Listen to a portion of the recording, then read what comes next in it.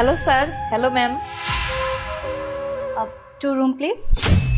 দুইটা রুম? দুইটা রুম দিয়ে কি করবা? তুমি কি আলাদা থাকবা নাকি? আরে না, আলাদা কেন থাকতে যাব? আরেকটা রুমে তো আমাদের ড্রাইভার ভাইয়া থাকবে। ড্রাইভারের জন্য আলাদা করে রুম নিব?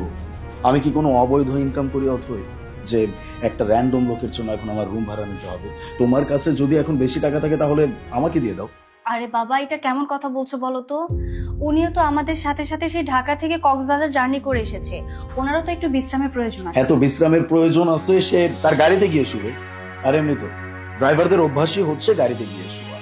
আমার কাছে এত ফালতু টাকা পয়সা নেই যে একজন ড্রাইভারের জন্য এখন আমি রুম বুক করবো। কে তোমাকে রুম বুক করতে বলেছে?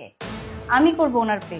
আচ্ছা, আমাকে একটা কথা বলো তো, তুমি এই ড্রাইভারের জন্য এখন অতিরিক্ত ভালোবাসা উদারতা দেখাচ্ছ? হ্যাঁ দেখাচ্ছি।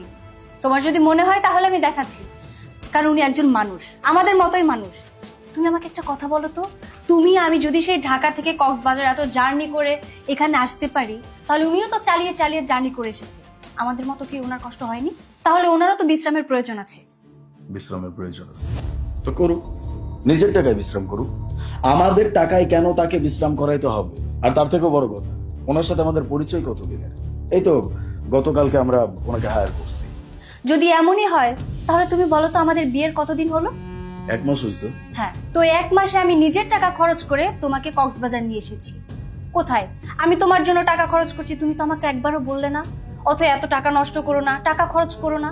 তাহলে আমি আমার নিজের ইচ্ছায় আমার নিজের টাকা দিয়ে ওনার জন্য একটা রুম নিচ্ছি, তাতে তোমার সমস্যা কোথায়? আর শোনো, আমার টাকা আমি যেভাবে ইচ্ছা সেভাবেই খরচ করবো। আরে ম্যাডাম, ভাত দেন না, আমি তো গাড়িতেই ঘুমাইতে পারি, আর এমনিতেও ড্রাইভারের গাড়িতেই ঘুমাই, আমার কোনো সমস্যা নেই।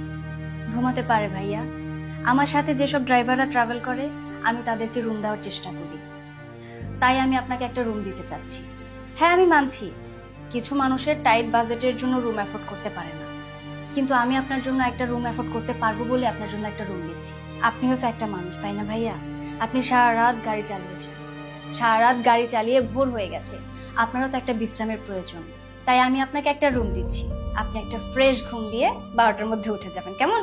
ম্যাডাম, কাস্টমাররা আমাদের জন্য অনেক লক্ষ্মী, আর আপনি অনেক বড় মনের মানুষ। আরে আপনি আমার কাছে হাত জোর কেন করছেন? হাত জোর করবেন না। উপরওয়ালাকে অনেক অনেক ধন্যবাদ যে উনি আমাকে যোগ্য করে তুলেছে। আচ্ছা যাই হোক, আপনার আইডি কার্ডটা দিন। হ্যাঁ, দিয়ে দেন আপনার আইডি কার্ড।